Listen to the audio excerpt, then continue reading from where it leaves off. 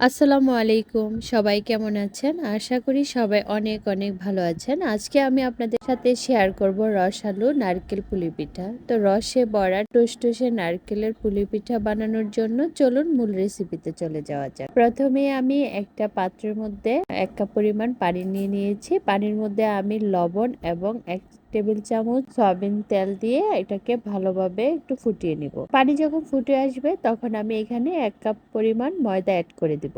চাইলে আপনি আটা বা চালের গুঁড়া দিয়ে করতে পারেন, আমি এখানে ময়দা দিয়ে করব। তারপর আমি এখানে অ্যাড করে দিব ১ টেবিল চামচ গুঁড়ো দুধ। গুঁড়ো দুধ দেওয়ার পরে আমি এটাকে স্প্যাচুলার সাহায্যে ভালোভাবে নেড়েচেড়ে মিশিয়ে নিব এবং একটা সফট ডো তৈরি করে নিব।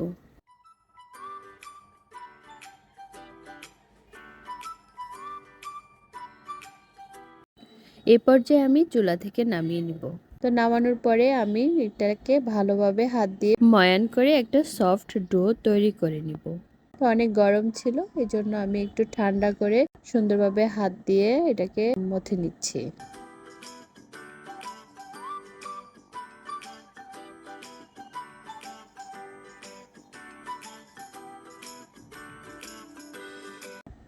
দেখুন ডোটা কতটা সফট হয়েছে। তারপরে চুলায় আমি একটা কড়াই বসিয়ে দিয়েছি। এখানে আমি 1/2 কাপ চিনি অ্যাড করে দিয়েছি। চিনিটা আপনারা বাড়িয়ে কমিয়ে দিতে পারেন। আমি এখানে 1/2 কাপ চিনি অ্যাড করেছি। তো এটা আমি ক্যারামেল তৈরি করব। তো আমি এখানে পানি অ্যাড করব না। চিনি থেকে যেটুকু পানি আসবে সেটা দিয়ে আমার ক্যারামেলটা তৈরি হয়ে যাবে। তো আমি স্প্যাচুলার সাহায্যে ভালোভাবে নেড়ে দিব যেন নিচে দিয়ে ধলা পেকে না যায়। তো আপনারা এটাকে ভালোভাবে নাড়তে থাকবেন। এই পর্যায়ে আমি অ্যাড করে দিব 2 টুকরো দারুচিনি এবং একটা এলাচ। এটা ভালো ফ্লেভার আসবে, ফ্লেভারের জন্য আমি অ্যাড করে দিয়েছি। তো এই পর্যায়ে আমি অ্যাড করব 1 কাপ নারকেল কোড়া। তো নারকেল কোড়ানো দেওয়ার পরে আমি স্প্যাচুলার সাহায্যে ভালোভাবে নেড়েচেড়ে মিশিয়ে নিব।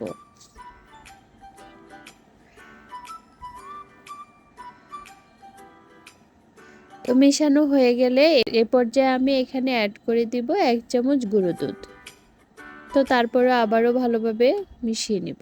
রেডি হয়ে গেলে আমি চুলা থেকে নামিয়ে নিব এবং আগে থেকে যে সফট ডোটা তৈরি করা আছে এটাকে আবারও কিছুক্ষণ ময়ান করে নেব। ময়ান করা হয়ে গেলে আমি এখান থেকে কিছুটা ডো নিয়ে একটা রুটি বেলে নিব।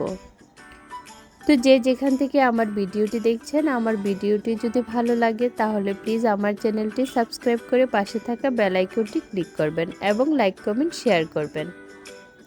তো আমি সুন্দর করে একটা রুটি বেলে নিচ্ছি।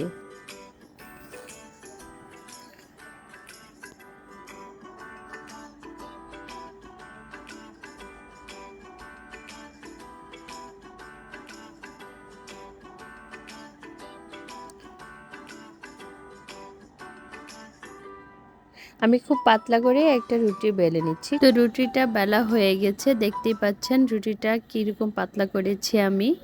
তারপর আমি একটা মগের সাহায্যে ছোট ছোট করে কেটে নিচ্ছি।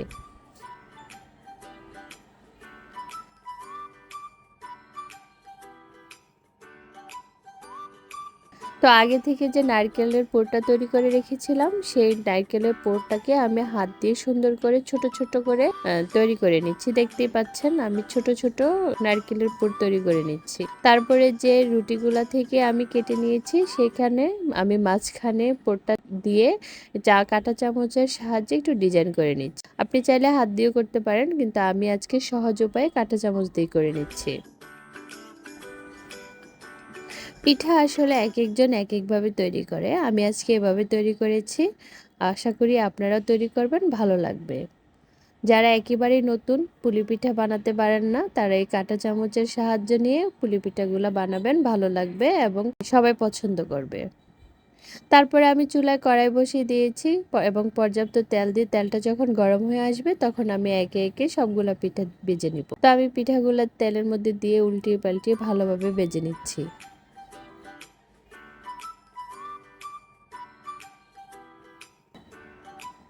তো ভাজা হয়ে গেলে এ পর্যায়ে আমি ছাঁকনার সাহায্যে ছেঁকে নিব। তো আমি উঠিয়ে নিচ্ছি। আরও কিছু পিঠা আপনাদেরকে ভেজে দেখাচ্ছি।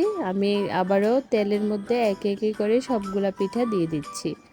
তো পিঠা যখন দেওয়া হয়ে যাবে আবারও উল্টিয়ে পাল্টিয়ে ভেজে নেব।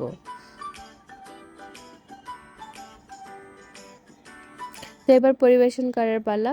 দেখুন কত সুন্দর পিঠা তৈরি হয়ে গেছে খুবই অল্প সময়ে। আপনারা মেহমান বসিয়েও এই পিঠাটা বানাতে পারেন। তো যে যেখান থেকে আমার ভিডিওটি দেখছেন সবার প্রতি রইল আমার আন্তরিক শুভেচ্ছা এবং অভিনন্দন। তো আমার ভিডিওটি যদি ভালো লাগে প্লিজ লাইক কমেন্ট শেয়ার করে পাশে থাকবেন। আজকের মতো বিদায় নিচ্ছি। আল্লাহ হাফেজ।